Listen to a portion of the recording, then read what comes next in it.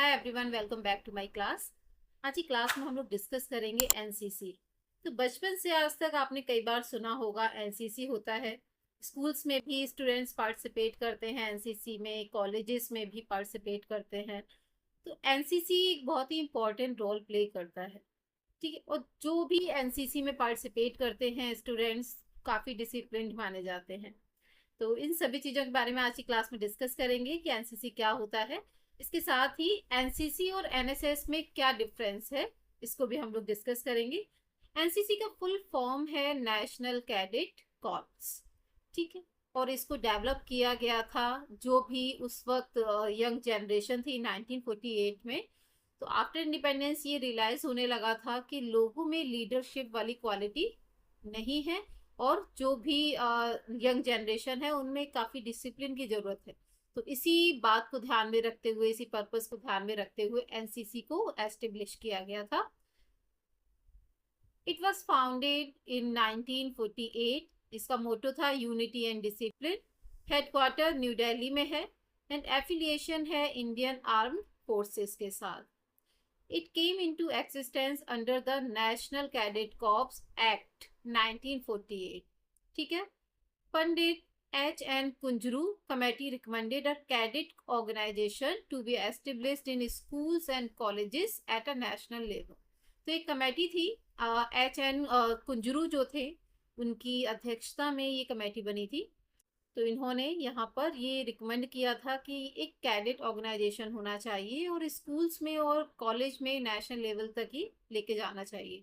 तो इस कमेटी की रिकमेंडेशंस के बेसिस पर 1948 में ये एक्ट लाया गया था। उसके थ्रू ही नेशनल कैडेट कॉर्प्स एस्टेब्लिश किया गया था। चलिए आगे चलते हैं, स्ट्रक्चर की बात कर लेते हैं।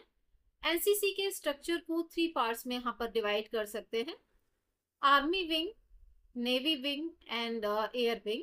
तो army wing focuses on military training related to the Indian army. Navy wing के बारे में बात करते हैं, it offers naval training including seamanship, navigation and naval warfare. Air wing provides training related to the Indian air force including aviation and airfield management. तो जितनी भी तीनों सेनाएं हैं इंडिया की, वो तीनों ही अपने अपने तरीके से एनसीसी कैडेट्स को ट्रेनिंग प्रोवाइड करती हैं। ठीक है, NCC directorate, NCC at the state level is divided into 17 directorates in which each state और ग्रुप ऑफ स्टेट्स और यूटीज यानी कि जो भी यूनियन टेरिटरीज हैं forms a directorate. Okay, objectives क्या है? Character building. तो सबसे पहले अभी स्टार्टिंग में भी मैंने बात की कि एनसीसी का जो मेन पर्पस था उस वक्त वो डिसिप्लिन क्रिएट करना था। ठीक है, लोगों में पैट्रोनिज्म यानी कि जो राष्ट्रीयता की जो फीलिंग है, भावना है, उसको जगाना था। यही सारी चीज़ें थी। दूसरा ये था कि जो फिजिकल जो फिटनेस है उसको बनाए रखा जा सके। तो इसके ऑब्जेक्टिव्स हम लोग यहाँ पर देख लेते हैं। Character building, NCC aims to develop quality like leadership, discipline and a secular outlook among the youth. Second है discipline and patriotism. It fosters discipline and sense of responsibility towards the nation. अपने देश के प्रति जो भी हमारी responsibility है उसको जो भी यंग जनरेशन है वो समझे। पैट्रोनिज्म की जो फीलिंग है वो उभर कर सामने आए। Adventure and physical fitness, NCC promotes outdoor activities, sports and adventure to improve physical fitness and mental resilience. तो यहाँ पर NCC जो है वो आउटडोर एक्टिविटीज़ को प्रमोट करती है जिससे कि जो फिजिकल फिटनेस है उसको बरकरार रखा जा सके। स्पोर्ट्स में भी उनका काफ़ी इंटरेस्ट होता है और एडवेंचरस एक्टिविटीज़ भी वो लोग करते हैं। एक्टिविटीज़ क्या हो सकती हैं? First is drill training. तो ड्रिल ट्रेनिंग होती है basic military drills to instil discipline and coordination. तो डिसिप्लिन एंड कोऑर्डिनेशन को स्थापित करने के लिए, इसको बनाए रखने के लिए बेसिक मिलिट्री जो ड्रिल्स हैं वो किए जाते हैं। कैंप्स लगाए जाते हैं। तो आपने जब देखा है जो भी स्टूडेंट्स एनसीसी में पार्टिसिपेट करते हैं, एनसीसी के कैडेट्स होते हैं, तो उनकी कुछ ट्रेनिंग होती है। ठीक है, तो जस्ट लाइक जब मेरे पास ग्रेजुएशन में एनसीसी था तो 1 वीक का, कभी 10 डेज का, इस तरह के ट्रेनिंग प्रोग्राम्स होते थे। तो यहाँ कैंप लगाए जाते हैं, एनुअल ट्रेनिंग कैंप्स होते हैं including basic and advanced leadership camps and national integration camps. तो इस तरह के कुछ कैंप्स लगाए जाते हैं।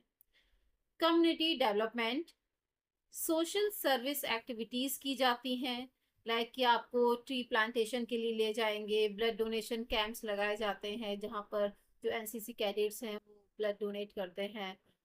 तो स्वच्छ भारत इनिशिएटिव्स में क्या होता है कि आपको जगह जगह ले जाया जाता है, आप लोगों को वहाँ अवेयर करते हैं कि जो गंदगी है उसको ना फैलाया जाए, इससे कुछ काफ़ी सारी बीमारियां भी हो सकती हैं। एडवेंचरस ट्रेनिंग भी यहाँ पर रखी गई है, सच एज ट्रैकिंग होगी, ठीक है, रॉक क्लाइंबिंग है, पैरासेलिंग है एंड स्कूबा डाइविंग है। इस तरह की एक्टिविटीज़ होती हैं।